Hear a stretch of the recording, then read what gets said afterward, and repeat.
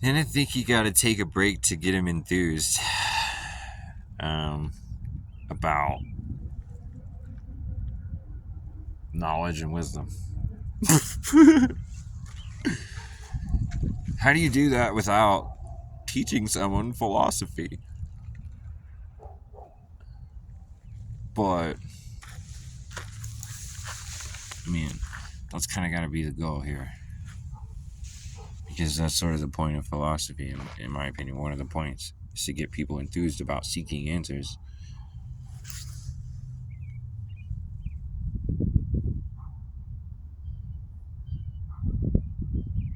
To get people enthused about introspection and outrospection.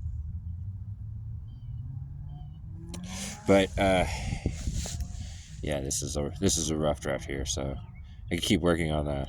This right here isn't extremely inspiring, but the point is, after saying why it's fundamentally important,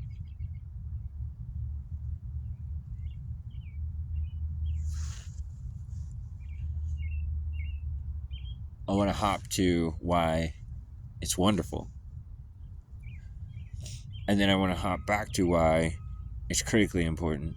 And then I want to hop back to why it's wonderful again. And then I want to get into the details. And then a wrap up about the details. And then again, why it's critically important, reasons why it's critically important, and then reasons why knowledge and wisdom are wonderful. The details.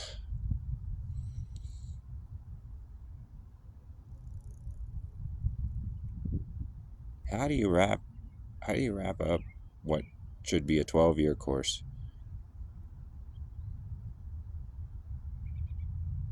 in enough detail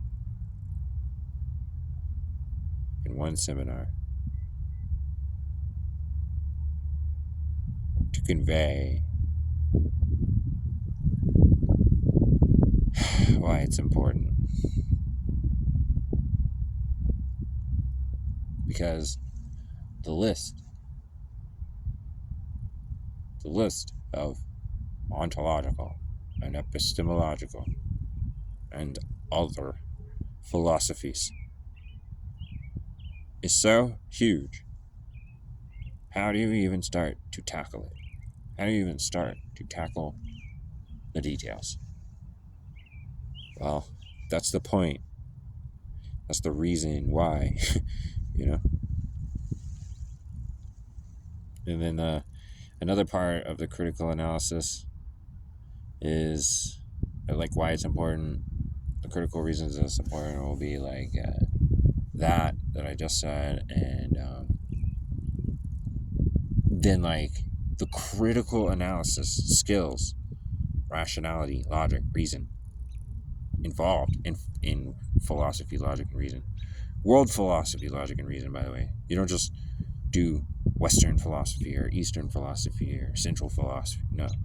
You do all of it. World philosophy, you have to do all of it to get a comprehension of the different ways of approaching epistemological questions. So, yeah, that's another part of it that has to be pointed out. But the details, so then you start pulling details that are philosophical inquiries. And then you start, so you might like lay out some philosophies that are very bold and common philosophies to start with that people recognize but maybe haven't realized that's philosophy. And so you start breaking it down, and then you start breaking down like the different philosophies that have some of the different philosophies that have echoed through time, throughout history, and like the types of things that were going on while those philosophies were prevalent. and the things that we learn from the philosophies. And you point out the good and the bad. And then you point out the necessity of the ability uh, to think about it, to think about all of the philosophies instead of just repeating them without even realizing you're repeating them.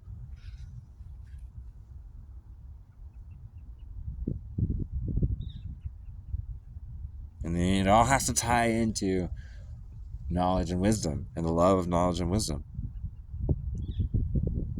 on the back end to get people motivated, to keep people motivated to think about themselves and about everything around them with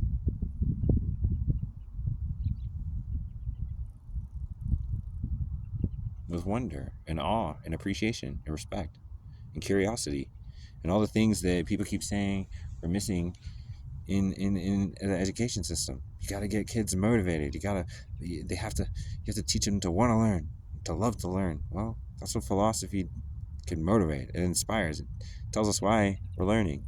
It tells us why it's a good idea to keep learning and why it's fun and enjoyable and part of what we are.